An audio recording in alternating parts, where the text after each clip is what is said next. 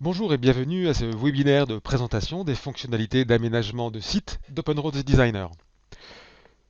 OpenRoads Designer est connu pour ses capacités de modélisation d'objets linéaires, de routes, de digues, par l'application de profils en travers type intelligent. Et nous allons cette fois voir un exemple de modélisation d'objets non linéaires. J'ai choisi pour ça le sud de la France. Un de nos utilisateurs de context capture a généré ce beau maillage à échelle variable donc d'un aménagement. C'est près d'Antibes. Je remercie d'ailleurs chaleureusement Vincent Matelin du département 06 pour nous avoir prêté ce maillage de réalité. Donc on voit la gare de péage de l'autoroute, et c'est la gare de l'échangeur d'Antibes. Donc tous ceux qui passent leurs vacances sur la côte auront déjà suivi quelques heures dans leur voiture dans cet échangeur. Et nous allons aller un peu enfin, dans cette zone-là, près des serres, de façon à voir si nous pouvons caser une voirie d'accès ici et qui viendra desservir un axe par là, un accès par là, et une plateforme. Donc ça peut être, j'ai pris initialement une station d'épuration, mais ça peut être une maison. Ou, quand on voit que les piscines sont proches, ça va plutôt être une maison qu'une station d'épuration. Mais bon, voilà. Donc le cadre est placé. Donc à partir de ce modèle à échelle variable, on a extrait un modèle numérique de terrain. Donc ce modèle numérique de terrain a été attaché au modèle 3D et on va vérifier ensemble qu'il est bien actif. Il est actif puisque je n'ai la possibilité que de les désactiver. Donc comme c'est une bascule, ça veut dire qu'il est déjà actif. Donc dans le cadre de cet exercice, j'ai déjà importé les accents plans et profils en long, hein, puisqu'on va voir de toute façon ces outils de géométrie relativement extensivement au cours de la présentation, puisque encore une fois ici, donc à partir de l'axe profil en long, nous allons générer les bords chaussés, les différents composants euh, par des décalés dans l'espace plan de modélisation et non pas par application d'un profil en travers type comme d'habitude en modélisation linéaire. Encore une fois là, on prend l'approche surface. Donc voilà, le cadre est placé. Donc cette session a pour but d'être interactive. Donc bon, d'une façon pratique, je vous invite à laisser vos micros en mute, en fermé pendant la présentation. Mais si vous avez une question au cours de la présentation, n'hésitez pas.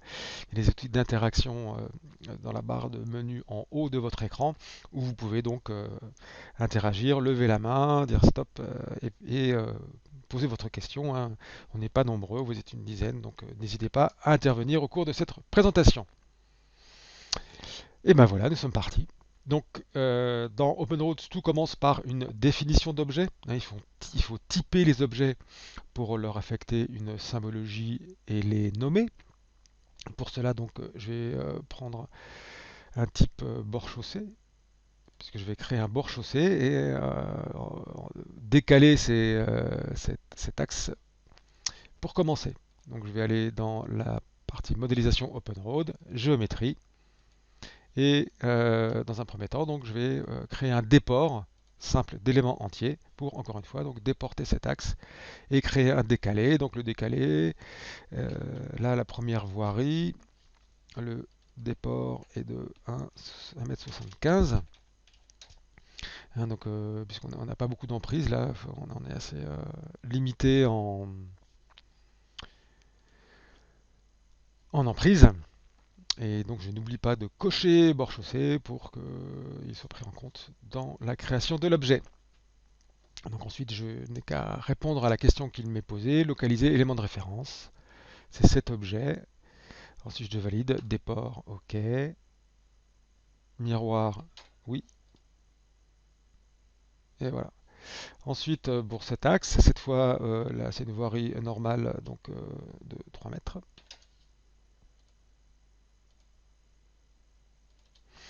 Voilà. Donc, encore une fois, on aurait pu faire ça avec de la CAO, mais par contre, avec la plateforme MicroStation, mais par contre, ce qu'on n'aurait pas eu, c'est cette capacité, ce dynamisme et ce paramétrage qui permet donc d'enchaîner la construction des éléments.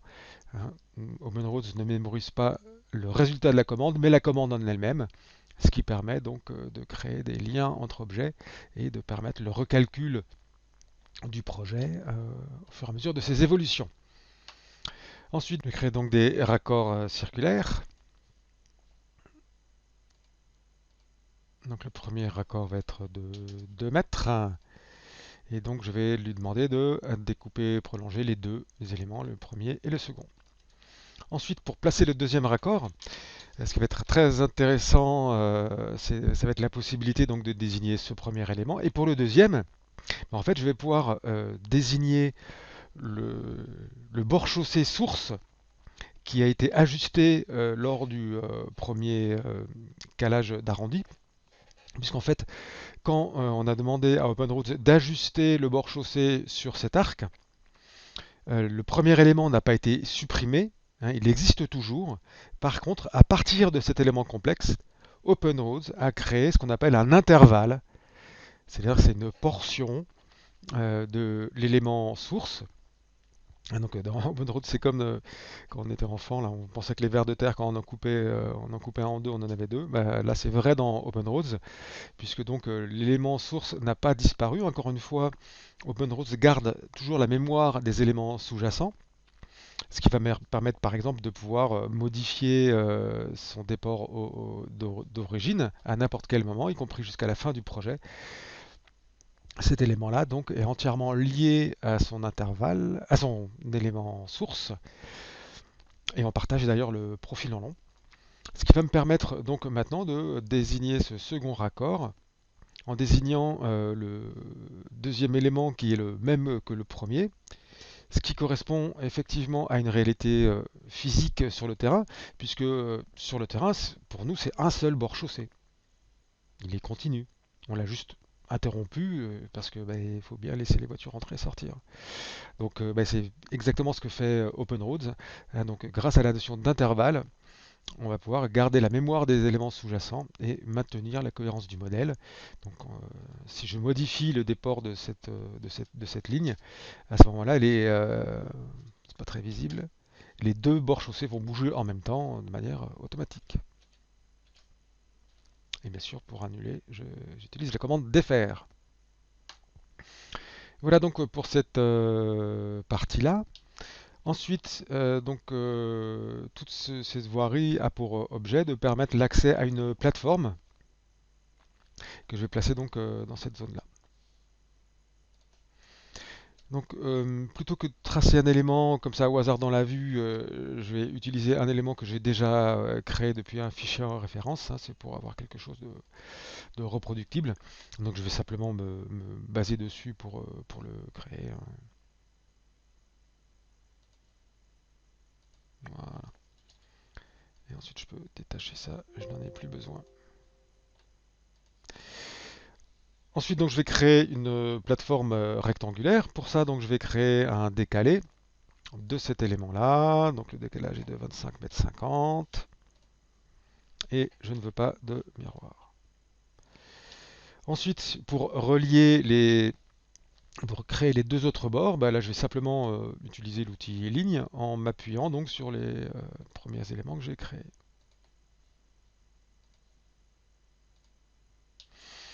Ensuite, là, je vais créer un raccord circulaire, mais il va falloir que j'ai un petit bout de tangence là. Donc là, je vais créer une ligne oblique depuis élément. Donc, puisque je vais me situer donc, dans le prolongement de cette ligne, voilà, jusque là. Et ensuite, donc, je vais placer un dernier raccord circulaire à cet endroit-là. Donc le raccord doit être de 15 mètres.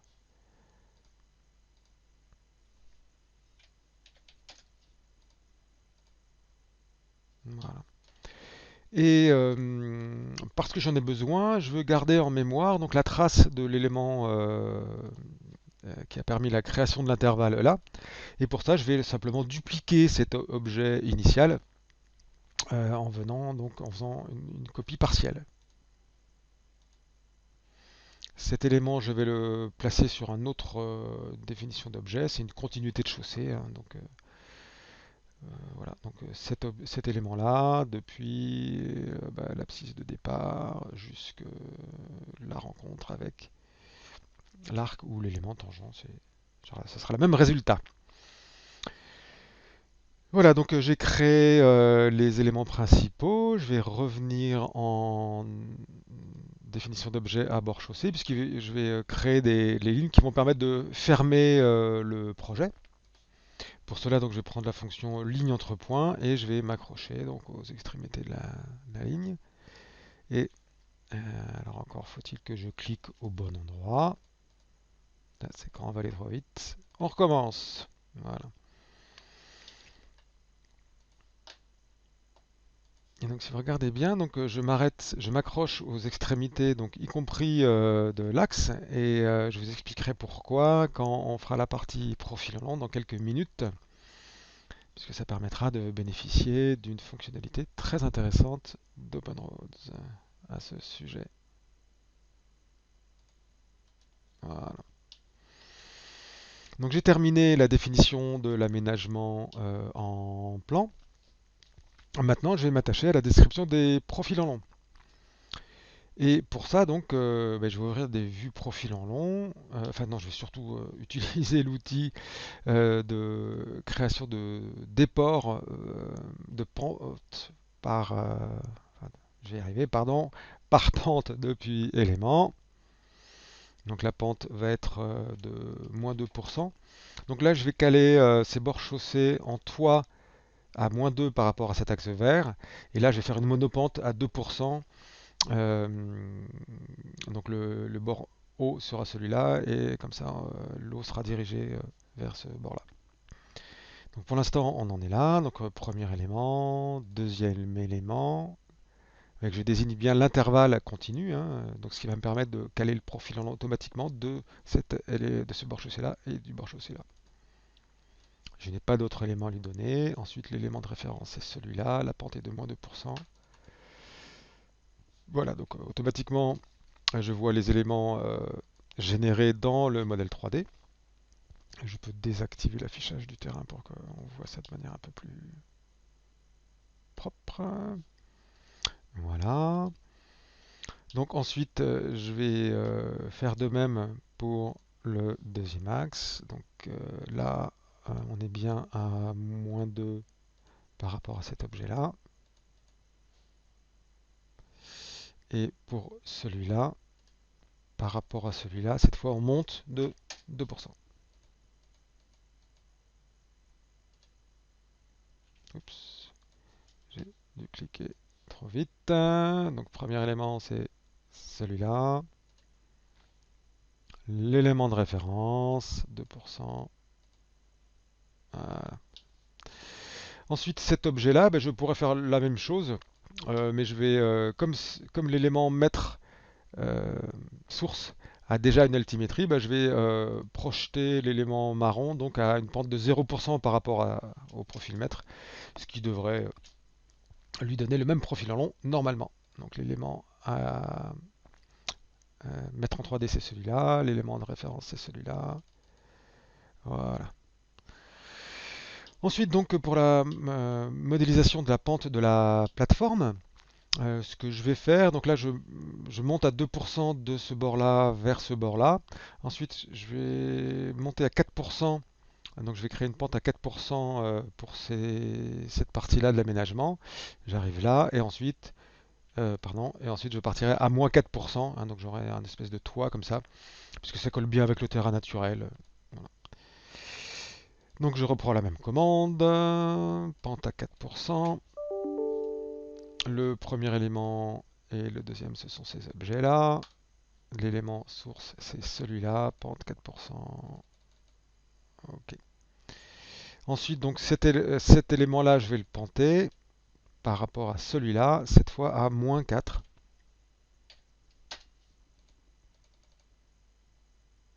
Hein, décidément. Alors, premier élément, élément de référence. Voilà. Voilà, donc là j'ai placé les éléments maîtres et ensuite donc il faut que je place, que je cale un profil en long pour ce bord-là, ces objets-là, cet objet-là et les petits raccords là. Donc pour faire ce profil en long, ce que je pourrais faire c'est afficher dans ce profil en long euh, de ce bord-là. Je pourrais afficher l'altimétrie de ce bord-là, afficher l'altimétrie de ce bord-là, et relier par une droite. Mais c'est beaucoup trop long. Ce que je vais pouvoir faire, c'est dire tout simplement que je veux avoir un profil en long continu entre les objets sur lesquels l'élément en plan se raccorde. Parce que vous voyez que lorsque je sélectionne cet objet, il sait, on voit bien les accroches points clés, que le point origine là est lié à ce point clé de cette ligne-là. Et à l'arrivée, je sais que ce point-là est lié en plan à ce point-là.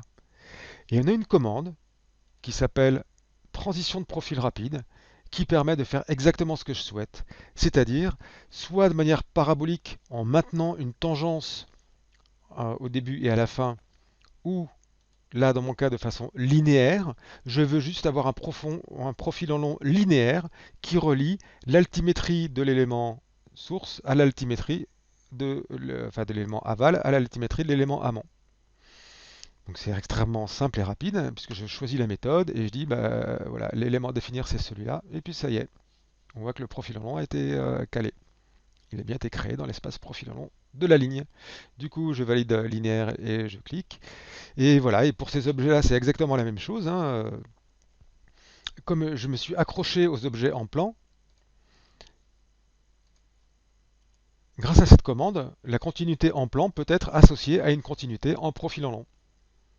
Ce qui est extrêmement pratique. Parce que ce sera ennuyeux de devoir créer à la main tous ces profils-là.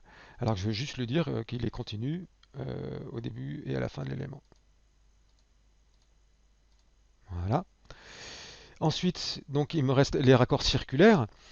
Et alors je pourrais utiliser cette même commande, mais là ce que j'aimerais bien c'est que le profil en long, par exemple de cet objet-là, donc je vais en afficher le profil en long à l'avance, soit continu en amont et à l'aval. Donc pour ça, je vais utiliser cette même commande, mais cette fois, je vais utiliser la méthode parabolique. En utilisant la méthode parabolique, à ce moment-là, on aura non seulement une continuité en Z, mais en pente. Voilà, donc on a un beau profil en long continu, encore une fois, à l'amont et à l'aval. Et même motif, même punition pour ces objets-là. Voilà, donc de façon relativement simple et rapide, j'ai pu créer les profils en long correspondant au bord-chaussée que je souhaite créer. Et donc cette construction, j'insiste, hein, est dynamique, puisque si je modifie le profil en long d'un des axes sources, à ce moment-là, l'ensemble des éléments seront modifiés. Pour illustrer ça, d'ailleurs, ce que je peux faire, c'est ouvrir le profil en long de cette ligne-là. Donc, lorsque j'ai calé le profil en long de cette ligne, c'est un bête profil en long classique, droite parabole, parabole droite. Donc, je me raccorde, bien évidemment, sur cet axe-là. Ça, c'est ce que j'avais fait dans le fichier dans lequel j'avais calé ces axes. Mais après, je les ai importés par LandXML. Et le lien entre ce profil en long-là et le profil en long de cet axe-là n'a pas été maintenu, puisque le LandXML, lui, c'est axe par axe. Donc ce que je peux faire, c'est demander à afficher dans le profil en long de cet axe-là l'intersection avec cet axe. Ok, donc j'ai ce beau symbole drapeau là, enfin beau, ce symbole drapeau. Et ce que je peux faire maintenant, c'est aller rechercher ce point extrémité et venir lui dire que je m'accroche à l'intersection du profil en long de cette voie-là. Donc j'ai reconstitué l'accroche, l'interaction, l'interactivité entre les deux axes, puisque j'ai besoin d'être strictement au même Z à ces endroits-là, hein, pas de marche. Donc en m'accrochant à l'extrémité de l'intersection enfin pas l'extrémité de cet élément à l'intersection avec l'autre axe, c'est exactement ce que je viens de dire dans OpenRoads Designer. Et toute la beauté de ça, c'est que maintenant, si j'affiche le profil en long de cet axe et que je le modifie, alors je vais dézoomer un peu, vous voyez que ce qui est très intéressant, c'est que non seulement je vois que la continuité avec le profil en long nord-sud, si on peut dire, est maintenue, mais également l'intégralité du calage de la plateforme. Avec tous les bords chaussés changent, ils sont mis à jour interactivement. Donc avec cet angle, ça sera peut-être un peu mieux. Voilà. Donc c'est un des gros intérêts du moteur dynamique d'OpenRoads Designer, c'est de maintenir la cohérence de calage au travers des diverses modifications que vous ferez subir à votre projet. Hein, donc beaucoup de logiciels permettent de modéliser bien une fois un projet, mais c'est pas ça le but. Hein. Le but, c'est de le modéliser bien plusieurs fois et de maintenir la cohérence du modèle au fur et à mesure de son évolution, ce qui est le cas grâce à OpenRoads Designer. Voilà, donc pas de questions pour cette partie-là. Non. Ok, du coup, on va passer à la partie plateforme surfacique. Ah oui, et juste avant, ce que je vais faire,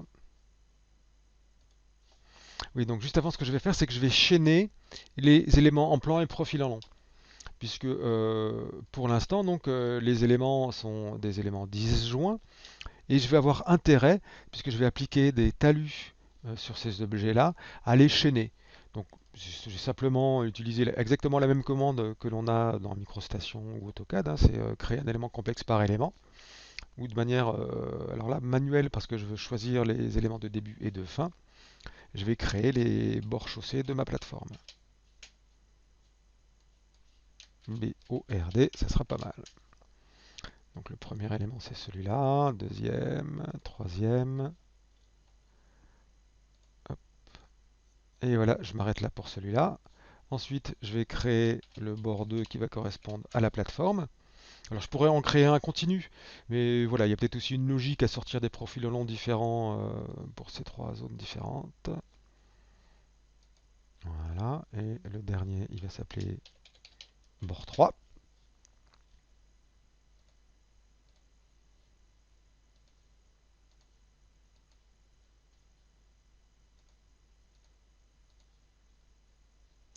Et voilà. Donc maintenant, j'ai des éléments joints, même si bien sûr, hein, on voit que j'ai toujours les possibilités de manipulation dynamique ou numérique des éléments qui les composent. Et ce qui me reste à faire maintenant, c'est à chaîner en profil en long, comme j'ai chaîné en vue en plan. Donc c'est aussi simple, puisque j'ai la même commande donc de chaînage de profil. Et là, je vais utiliser la méthode automatique. Hein, PL, ça sera pas plus mal, puisque je veux un PL continu du début à la fin. Et maintenant, je vais activer ce profil en long. Donc je l'ai fait pour ce bord-là, maintenant pour celui-là.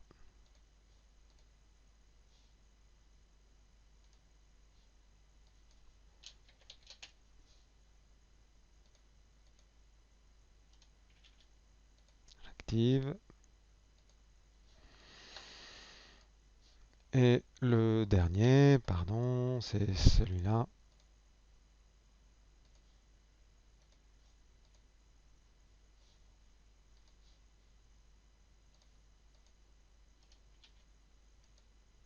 Actif. Et voilà.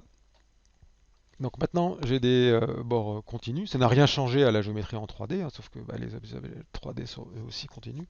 En altimétrie, bien évidemment, ça n'a rien changé. Et maintenant, je vais pouvoir créer un modèle de terrain pour matérialiser cette plateforme. Hein, puisque donc les plateformes, les surfaces sont matérialisées par des terrains. Donc je pourrais très bien travailler par sélection, en sélectionnant les éléments et en travaillant à partir d'éléments. Donc là, c'est facile parce que j'ai trois traits qui se battent en duel. Maintenant, dans un projet un peu plus complexe, avec beaucoup d'éléments affichés, etc., ça pourrait être un peu plus complexe de désigner ces éléments-là. C'est pour ça qu'on a la notion de filtre graphique dans lequel je dis ben, les bords chaussés, je les utilise comme tel type d'élément, je rajoute aussi les axes et ces éléments-là. Donc c'est ce que j'ai fait dans ce fichier exemple. Et donc j'ai créé un filtre chaussé pour rajouter au terrain que je vais appeler donc projet courbe de niveau et que je vais appeler P chaussée. Oups, pardon.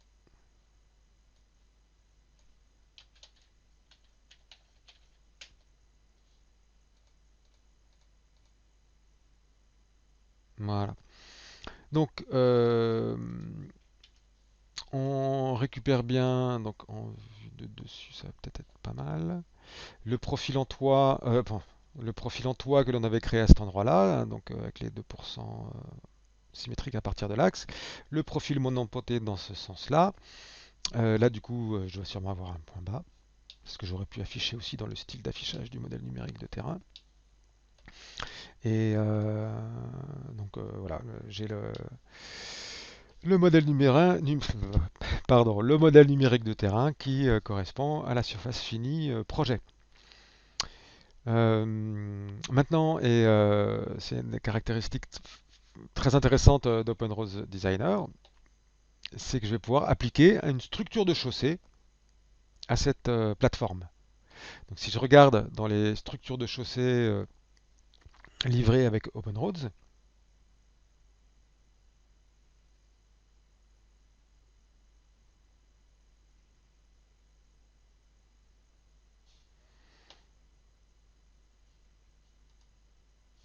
donc dans les structures de chaussée, là je suis dans les talus. Donc ça c'est le talus d'ailleurs enfin, on va appliquer ce, ce talus-là, donc une bordure classique, hein, puis un talus déblai, remblai avec une petite berme. Mais en ce qui concerne donc les structures, on va utiliser donc une structure de ce type euh, qui va être donc appliquée sur toute la géométrie du modèle numérique de terrain. Pour ça, donc, ben, c'est extrêmement simple, hein, avec l'interface tête haute d'OpenRoads. Je clique sur le modèle numérique de terrain. Du coup, j'ai accès aux différentes principales commandes que je peux faire sur ce modèle numérique de terrain, et en particulier lui appliquer un profil type. Donc, je vais vérifier de visu que c'est bien ce profil type, et voilà. Donc, je valide.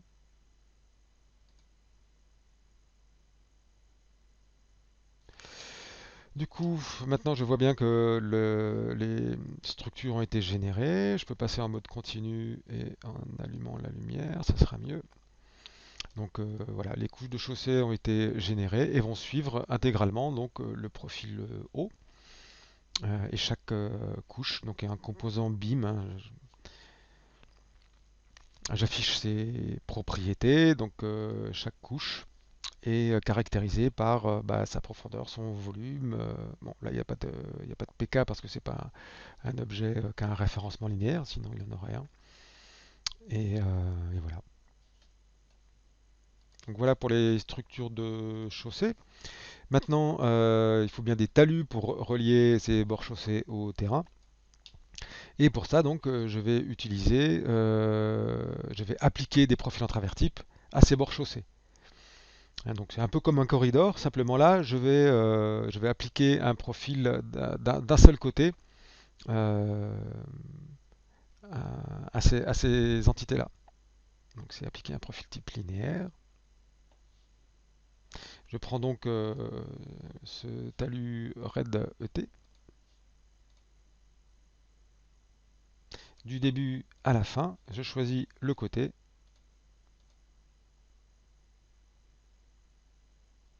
et voilà. Je vais faire la même chose pour les autres, toujours du début à la fin.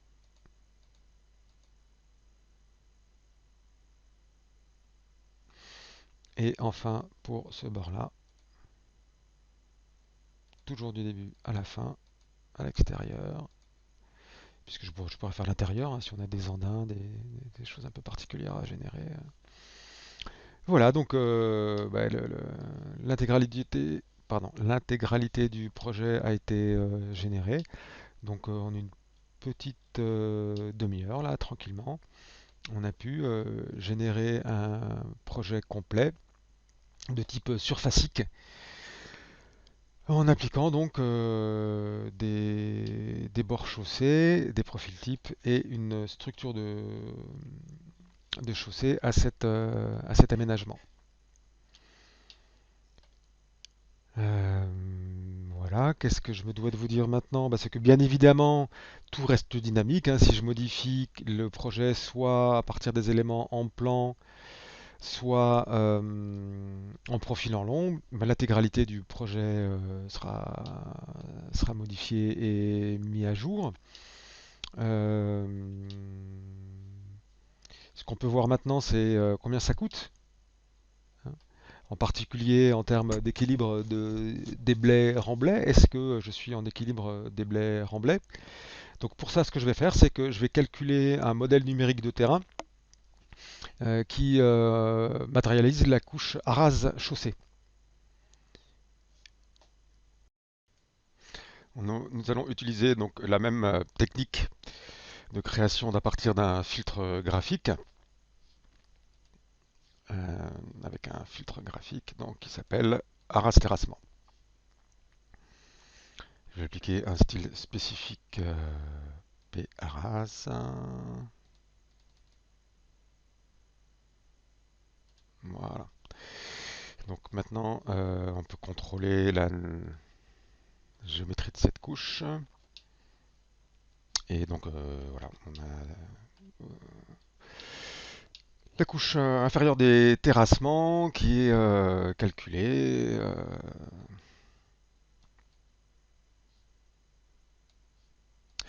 Et nous allons pouvoir donc effectuer des calculs de cubature entre le terrain et cette couche pour évaluer donc les volumes de terrassement nécessités par ce projet. Pour ça, donc, on peut utiliser la commande analyser volume. Donc, entre deux volumes de terrain, de Antibes final complet vers le module PARAS.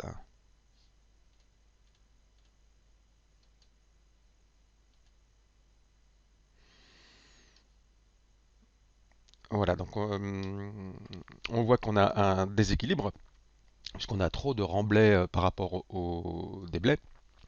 Donc on va modifier le projet pour tendre vers cet équilibre. Pour ça, donc, ce que je peux faire, c'est donc abaisser le- l'altimétrie de cette plateforme, sachant que donc quelle est l'altimétrie de cette plateforme? La chaîne, hein, ça avait été par rapport à ce profil en long là, donc là on monte à 2%, ensuite on monte à 4% et on descend à 4%. Donc je pourrais agir sur les pentes, mais je vais plutôt agir sur le profil en long de cet axe pour venir le baisser et tendre vers l'équilibre.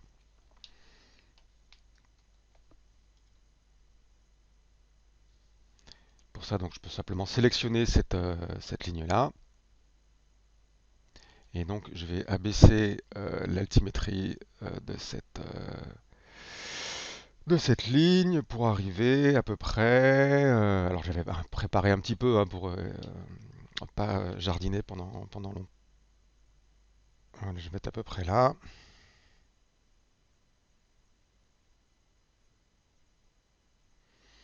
Donc là, le projet est recalculé, hein, on est guidé par la barre d'avancement là, puisque donc le recalcul du profil en long entraîne le recalcul des bords chaussés, qui entraîne le recalcul des modèles de terrain, qui donc va permettre de vérifier si on a un meilleur équilibre des cubes.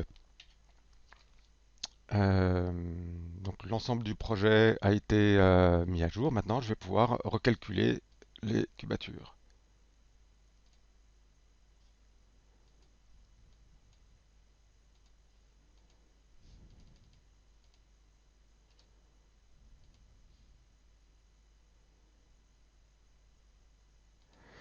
Alors, un coup trop bas.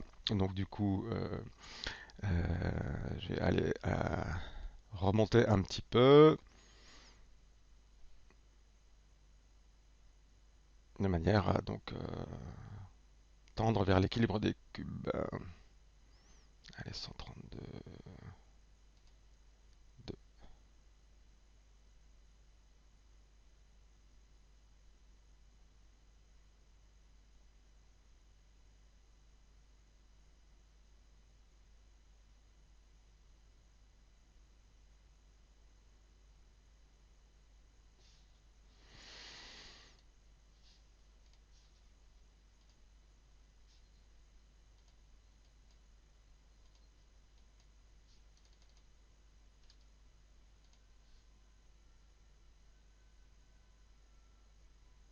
Voilà, donc là je suis encore un peu trop haut.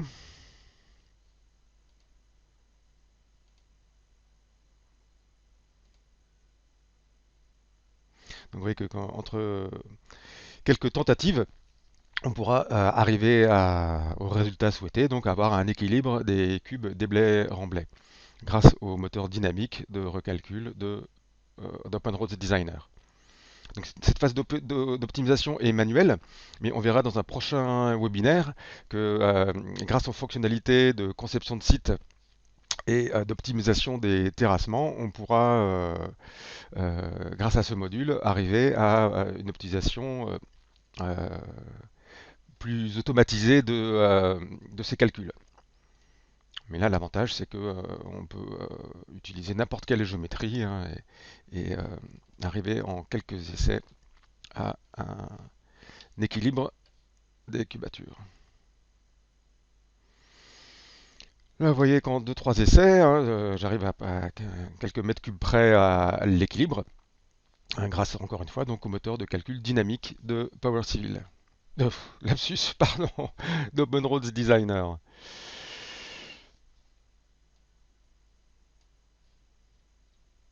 Voilà, donc je crois que c'est assez intéressant de montrer que en quelques clics, on peut arriver et en quelques minutes à caler un projet, optimiser les volumes de terrassement.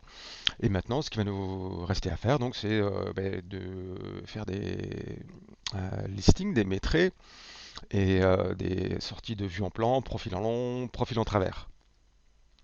Donc pour les cubatures, donc là on a une sortie de cubature directement dans la vue, mais si on veut un quantitatif plus développé avec les quantités les linéaires de bordure, les talus, etc., à ce moment-là, on va pouvoir revenir sur l'onglet Origine et dans l'analyse, on a un rapport des quantités donc, qui s'appelle par limite nommée parce qu'on pourrait faire un calcul par zone. Mais là, j'ai pas de zone à définir.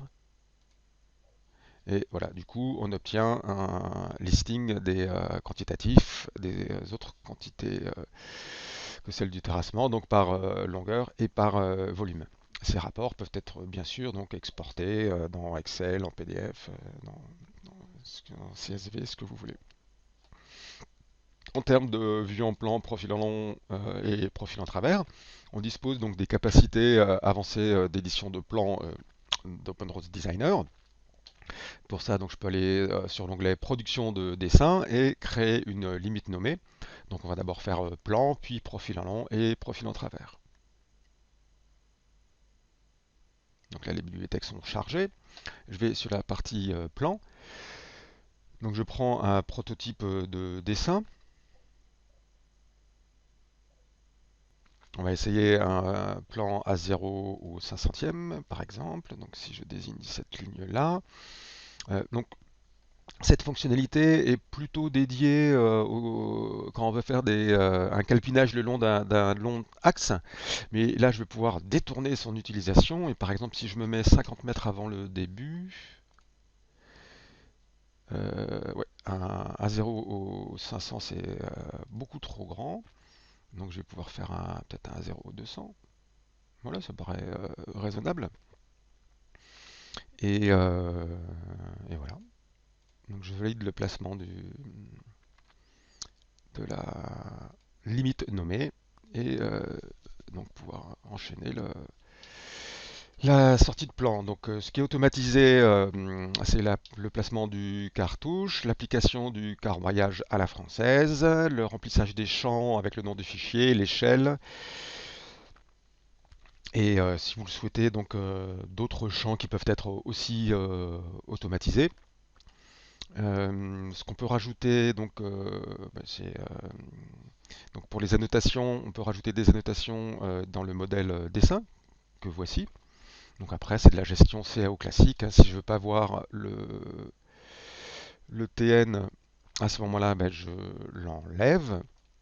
Ce que je peux faire, c'est venir afficher donc maintenant, je ne l'ai pas attaché, le modèle 3SM. Euh, Sinon, donc, on bénéficie de la possibilité d'afficher Bingmap. Donc, c'est ce que je vais vous montrer maintenant. Je vais déclarer le système de coordonnées. Donc, il me semble que c'est du RGF 93. Et maintenant, donc, si je vais dans la boîte du dialogue de Raster Manager, je vais attacher Bingmap.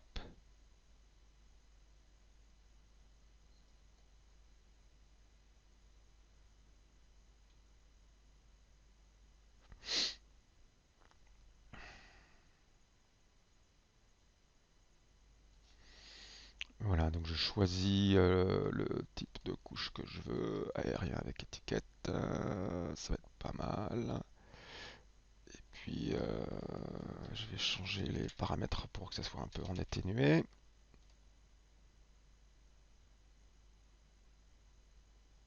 Voilà, c'est carrément un peu fromage là.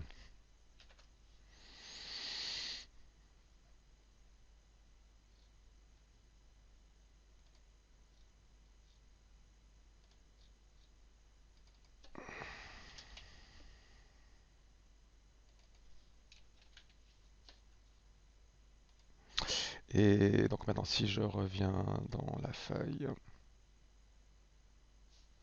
et que j'applique les mêmes paramètres d'affichage,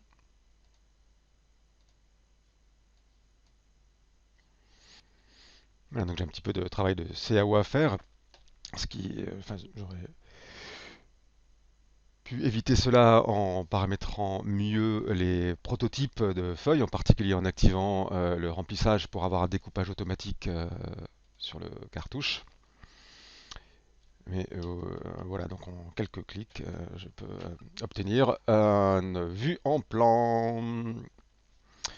Ensuite, donc pour le profil en long, je vais revenir dans le modèle de conception. Et donc je vais venir demander à afficher le profil en long de cet axe et venir l'habiller automatiquement exactement comme je l'ai fait avec la vue en plan. Je reprends exactement la même commande de création de limite nommée, mais cette fois je vais en PL. Et donc je vais prendre un prototype de profil en long, donc à 3200, ça doit être pas mal. Je clique dans la vue, je lui dis que je veux commencer là. Pardon, à 0200, ça devrait être mieux. Voilà. Donc à 0,200, c'est toujours un peu long parce que bah, le 0 est trop grand. Donc parce que là, on reprend la longueur maximale avec 210, mais du coup, je vais arrondir à 80.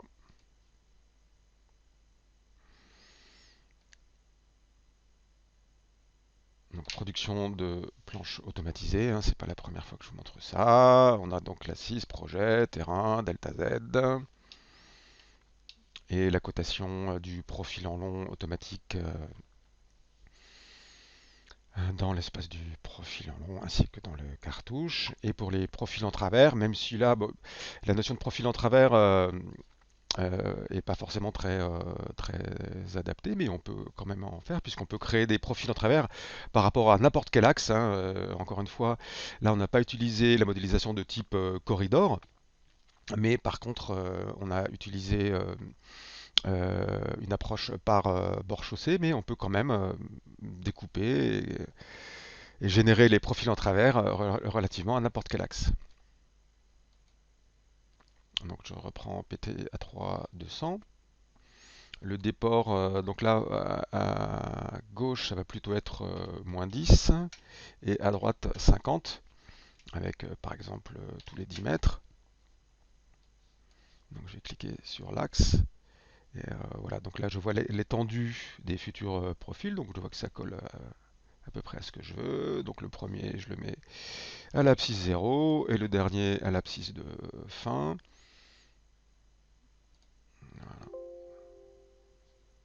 Ah oui, donc je n'avais pas de modèle 3D ouvert, donc du coup et, et, euh, et pas les profils en travers eux-mêmes. Donc je vais corriger ça.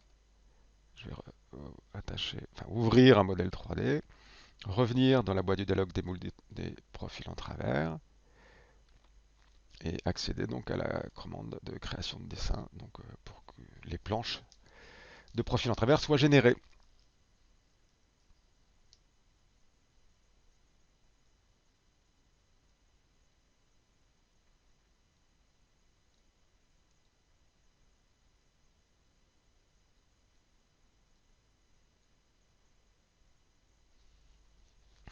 Voilà, donc l'ensemble des planches ont été générées. Donc là, c'est dans le même fichier, mais on pourrait très bien générer ça dans un autre fichier. Avec donc ben, on voit le dessin du projet avec donc ça c'est la couche à rase, la bordure, les différentes structures de chaussée, l'abscisse, les PK, TN projet, pente, les cartouches, etc. Et on va pas se quitter sans faire un bout de 3D. Donc on revient dans l'espace 3D. On avait attaché en début de projet donc le maillage de réalité qui nous a permis donc d'assurer une conception éclairée du projet grâce à la connaissance fine de son environnement. Et maintenant donc on va pouvoir également utiliser ce relevé très détaillé de l'environnement comme environnement de restitution pour de la 3D. Pour ça, donc, il va falloir que je découpe ce maillage de réalité par rapport au projet. Donc pour ça, ça va être extrêmement simple, hein. Je vais désafficher ce maillage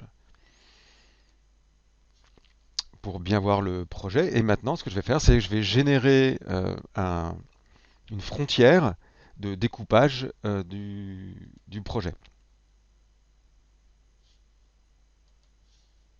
Pour cela, donc, je vais utiliser la commande dédiée qui me permet de générer un périmètre de n'importe quel modèle numérique de terrain. Donc, soit sous la forme de graphique, donc là c'est les graphiques qui m'intéressent. Je désigne donc là en l'occurrence la couche Arras puisque elle se termine également sur les emprises du projet. Donc je récupère une ligne brisée qui correspond à l'emprise du projet que je vais transformer en chaîne complexe de façon à avoir un objet surfacique.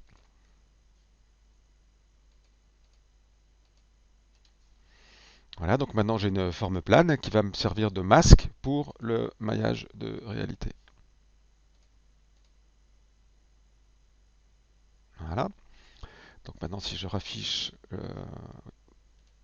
le maillage de réalité, j'ai bien un trou donc, pour me permettre de visualiser le projet.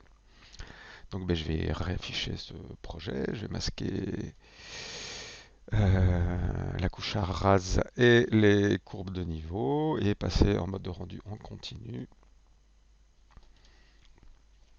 Et je dois désactiver l'affichage aussi du calque par défaut sur lequel il y avait l'emprise. Et voilà, donc ensuite c'est du classique, hein. Je peux faire du rendu soit directement grâce aux fonctionnalités de rendu intégrées à la plateforme MicroStation, soit en basculant donc dans LumenRT, dont une version simplifiée de la licence est intégrée à OpenRoads Designer. Mais le temps va nous manquer pour analyser enfin, pour voir ces applications. Et je vous propose maintenant d'arrêter la présentation et de passer au module de questions-réponses. Et je vous remercie d'ores et déjà de votre attention et de votre présence.